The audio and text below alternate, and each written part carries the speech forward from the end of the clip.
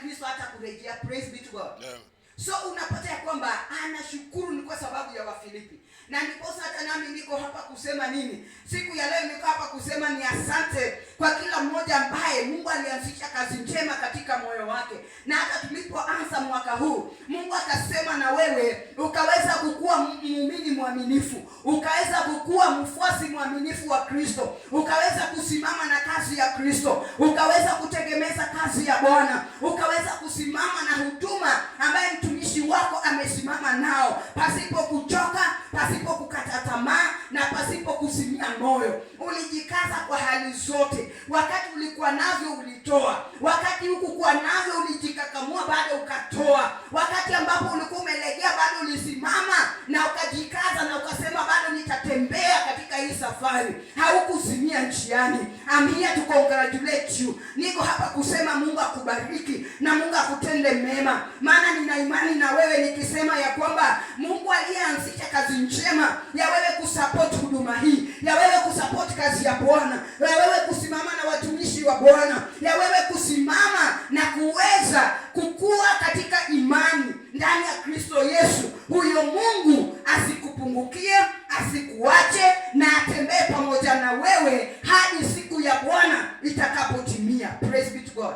Asikupungukie. Ni kwa sababu nina uhakika ya kwamba kuna wengi walioanzisha shughuli zao, wengine wakaanzisha biashara, lakini kufika katikati ya mwaka waliweza kupoteza, ama wengine wakapata hasara, ama wengine hiyo kazi ikaisha, na wakafika hapo wakasema ya kwamba hata wataendelea tena. Lakini wewe uliyemtumainia Bwana, wewe uliyeweka mawazo yako kwa Kristo, wewe uliyesimama kwa imani ndani ya Kristo Yesu, una uhakika ya kwamba bado utaendelea. Hata kama mwaka umefika mwisho, you still have that hope ya kwamba mwaka ujao bado utasimama na kazi ya Bwana, bado utakuwa katika Kristo, bado utasupport huduma ya Bwana. Ni kwa sababu gani? Umejua ya kwamba si wewe unayejitegemea, si kwa nguvu zako, si kwa uwezo ulio nao, lakini unajua wazi ya kwamba yule anayekutia nguvu ni Roho wa Bwana. Praise be to God. Amen.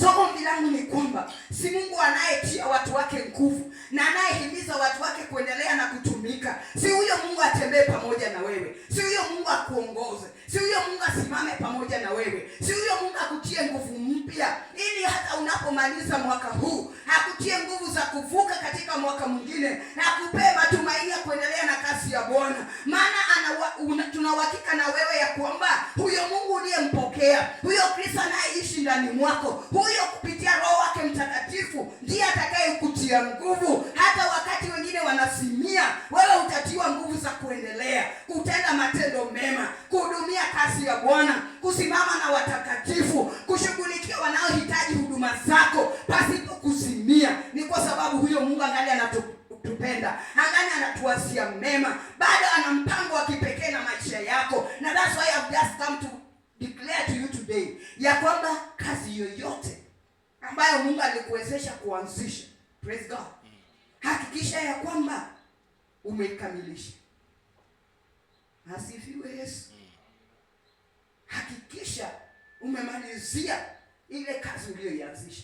Usiachie njiani. Maana unapata ya kwamba kitabu cha Wafilipi mlango wa 2 mstari wa 13. Philippians chapter 2 verse 13.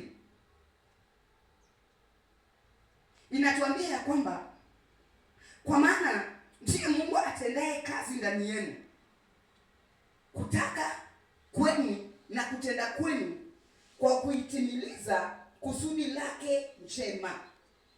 Tasoma kwa Kiingereza, inasema hivi: for it is God which worketh in you both to will and to do of his good